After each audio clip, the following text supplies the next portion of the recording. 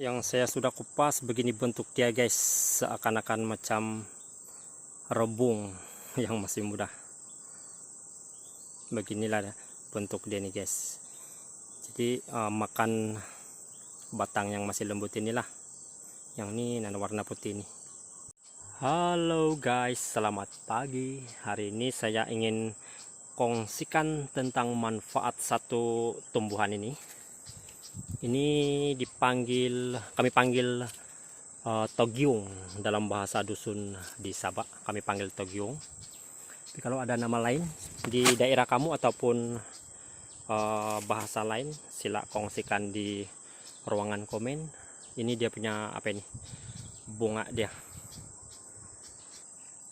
Cara penggunaan dan khasiat dia,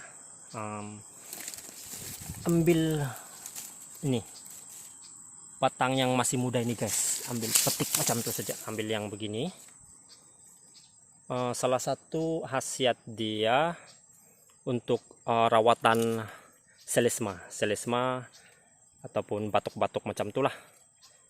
Ambil dia punya nih anak yang masih muda, batang yang masih muda lah, petik macam itu saja. Kupas dia punya kulit ini dan makan. Dia punya rasa manis dan ada sedikit asam. Selain membantu merawat selesma ataupun batuk, tumbuhan ini juga sangat bermanfaat sekiranya kita sesat di hutan. Dia boleh apa ini, ambil dia punya ini seperti yang saya katakan tadi, petik dia punya nih yang batang yang masih muda, kupas dia punya kulit, dan makan batang yang masih lembut. Sangat bagus, sangat membantu sekiranya kita sesat di hutan. Dia menghilangkan dahaga dan secara tidak langsung dia boleh menambahkan kita punya apa juga, tenaga sekiranya kita sesat di hutan. Oke, terima kasih guys. Mari kita coba makan guys. Rasa dia manis dan ada sedikit asam lah.